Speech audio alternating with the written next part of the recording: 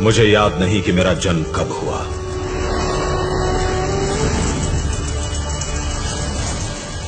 पर मुझे विश्वास है कि मैं किसी योद्धा की तलवार से उठी चिंगारी से उत्पन्न हुआ।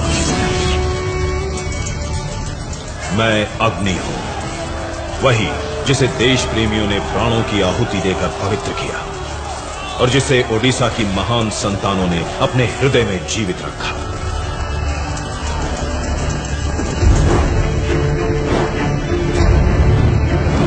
ओडिशा एक ऐसा दिव्य भूखंड जिसका इतिहास देखो तो इतिहास नहीं, साहस और पराक्रम की गौरव गाथा है। ओडिशा को जीतने मौर्य आए, मुगल आए, मराठा आए, पर हार जीत के परे ओडिशा सदा ही अदम्य रहा। फिर एक समय ऐसा आया जब राज्यों पर राज्य निकलता, उपनिवेशवाद का अजगर ओडिशा के खोरधागढ़ तक आ पहुंचा। खोरधा के महाराज मुकुंद देव द्वितीय अभी बालक थे और उनके दीवान और मंत्री जोई राजगुरु के कंधों पर शासन का भार था। ईस्ट इंडिया कंपनी ने राज्य पर अधिकार मांगा तो जोई राजगुरु ने उन्हें युद्ध की चुनौती दी।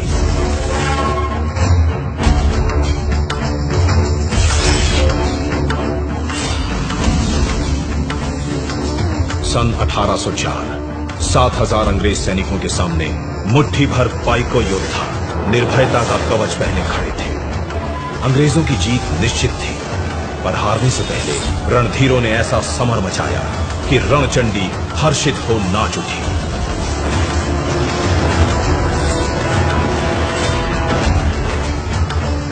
मातृभूमि ने आंचल फैलाकर एक एक सपूत का बलिदान स्वीकार किया।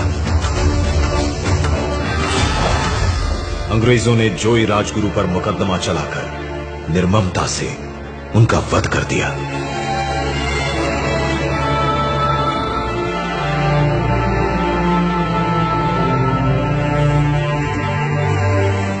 खोरधागढ़ अब ईस्ट इंडिया कंपनी के अधीन था।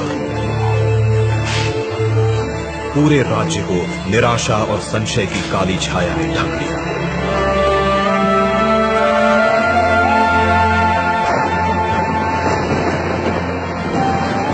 ऐसे में पाइको कुल गौरव बक्सी जगबंधु अपने महान पूर्वजों के पुण्य प्रताप को कैसे धूल में मिलने दे सकते थे। 1817 में सबल भुजाएं फड़क उठी, इंद्र के वज्र में कंपन हुआ, काला आकाश कड़कती बिजलियों से धवल हो उठा। तेजस्वी पाइको खड़ग अपनी मयान से बाहर आई और सरदार बक्सी ने पहले स्वतंत्रता संग्राम का शंखनाद किया।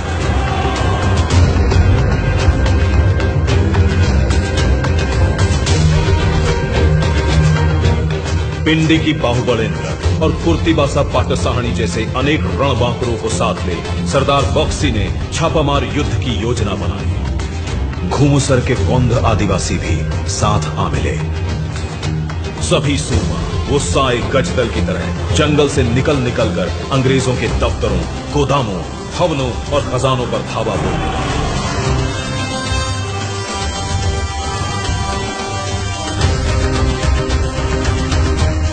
पाइको विद्रोह की क्रोधाग्नि में शत्रु ध्वज भस्म होने लगा। उसी दौरान पारड़क हिमुंडी में सोरा विद्रोह हुआ। मणापुर, नयागढ़, दसपल्ला में क्रांति के प्रखर सुर सुनाई पड़े। केंदुझर के भुइयां सरदारों ने तलवारें तानी। पूरे 10 वर्षों तक सरदार बक्सी प्रतिकूल परिस्थितियों से हारे बिना लड़ते रहे। फिर एक दिन उन्हें धोखे से बंदी बना लिया गया। पर क्रांति की आग अब दावानल बन चुकी थी, जिसे वीर सुरेंद्र साय जैसे राष्ट्रभक्तों ने जलाए रखा। वीर सुरेंद्र साय के साथ घेस गांव के जमींदार माधो सिंह, फत्ते सिंह और उनके पूरे परिवार ने जन्मभूमि का ऋण अपने प्राण देकर उतारा। कालाहांडी के रिंदो माझी और कोरापुट के लक्ष्मण नायक ने जीते जी अंग्रेजों की तलवार को जंग नहीं लगने दिया।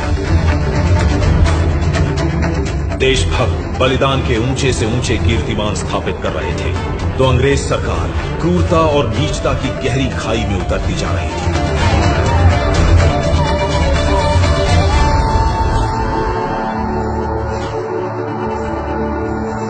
अंग्रेजों की पैशाचिक प्यास जब योद्धाओं के रक्त से ना बुझी, तो उन्होंने निर्दोष जनता को अपना निशाना बनाया।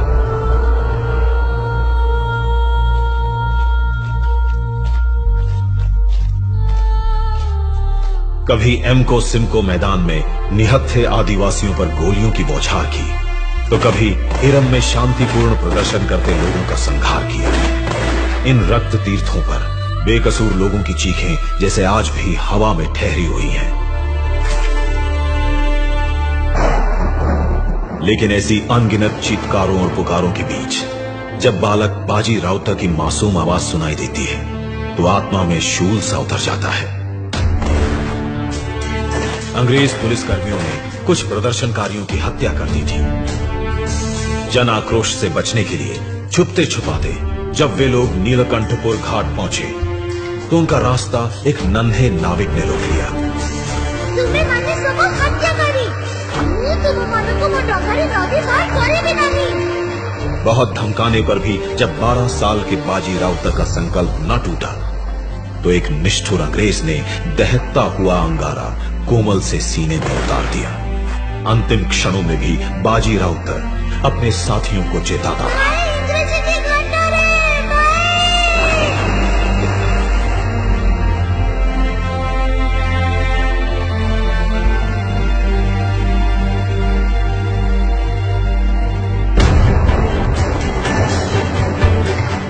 काल का कराल सर्प उत्कल जननी की संतानों को यूं ही निकलता रहा। समय बीता, सदी बदली, पर उड़िया समाज धीरज खोए बिना देश पर अपना सर्वस्व न्यौछावर करता ही गया।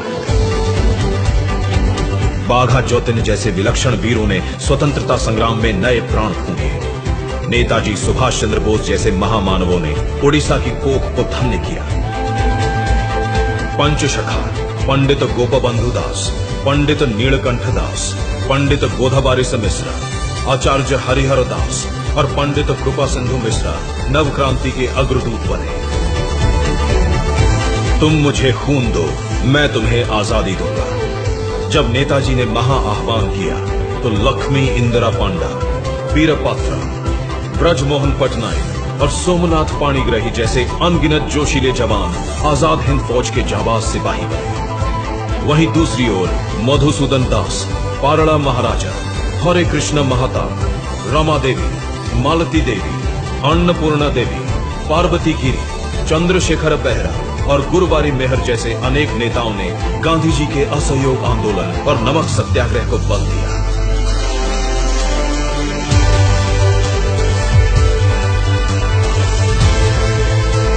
कांत कवि लक्ष्मीकांत ने वंदे उत्कल जननी की रचना कर पूरे प्रदेश में नव ऊर्जा का संचार किया।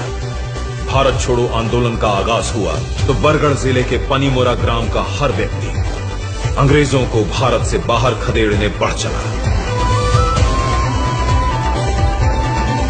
ओडिशा के शेर हर मोर्चे पर तैनात थे। 1804 में शुरू हुआ महायज्ञ 1947 में जाकर सफल हुआ। क्रांति की मशाल से उत्सव के दीप जलाए गए।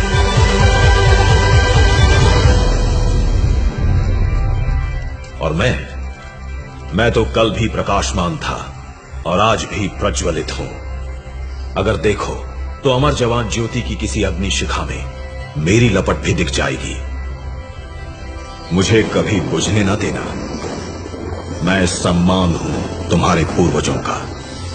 मैं ताप हूं देश प्रेम का। मैं तेज हूं अदम्य ओडिशा का।